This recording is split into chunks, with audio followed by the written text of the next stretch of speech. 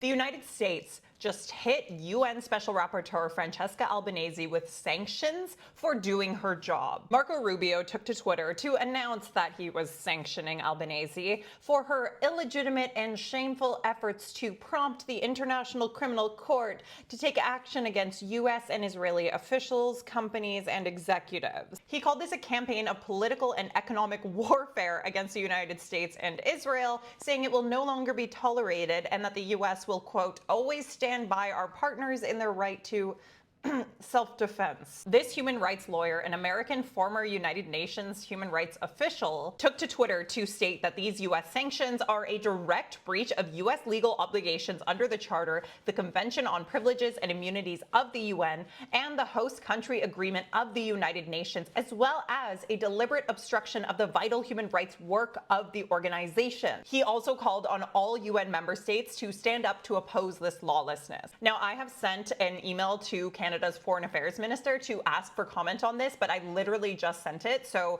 I probably won't get a response until after I publish this video. Another expert told Al Jazeera that these sanctions are devastating and that sanctioning a UN expert gives the signal that the United States is acting like dictatorships. Another member of the Center for International Policy also took to Twitter to state that this is rogue state behavior. And this isn't even the first time that the Trump administration has gone after international human rights officials. See, in November, the International Criminal Court issued arrest warrants for Israeli Prime Minister Benjamin Netanyahu and now former Israeli Defense Minister Yoav Gallant. The ICC found reasonable grounds to believe that Netanyahu and Gallant, quote, each bear criminal responsibility for the following crimes as co-perpetrators for committing the acts jointly with others: the war crime of starvation as a method of warfare, and the crimes against humanity of murder, persecution, and other inhumane acts. The ICC also found reasonable grounds to believe that, quote, each bear criminal responsibility as civilian superiors for the war crime of intentionally directing an attack against the civilian population.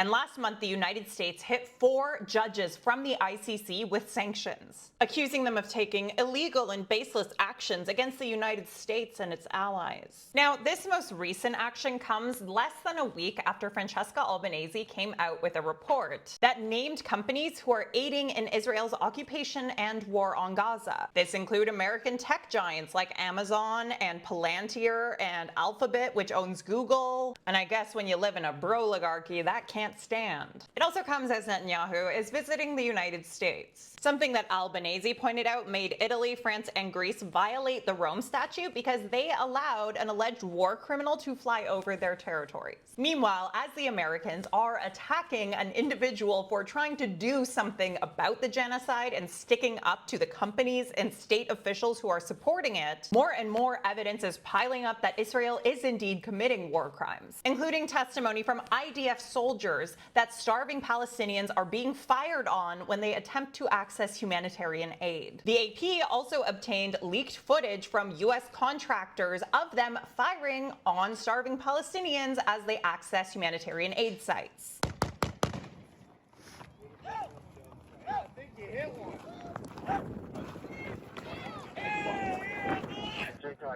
But it's the person who's calling that out who's the bad guy, Marco. When Canadian physician Yipeng Ji, seen here with Francesca Albanese, just confirmed to me that a physician who was entering Gaza had baby formula confiscated by the Israeli authorities, as people are starving en masse because of Israel's blockade. I think this is an important time to issue a reminder to the US authorities. They can continue targeting anyone who opposes genocide, even using snitch websites like Canary Mission to target individual student protesters. That's why the Canadian version, Honest Reporting, is dangerous too, for the record. But despite your efforts, people know the difference between right and wrong. You won't be able to stop people like Francesca Albanese, like these student protesters, and like so many others who are fighting for what they know is right. Multiple international human rights organizations have made it extremely clear that what Israel is doing in Gaza is a genocide. Individuals like Marco Rubio have made it extremely clear that they are very comfortable with that reality. But as long as we all keep trying, as long as we keep pushing back,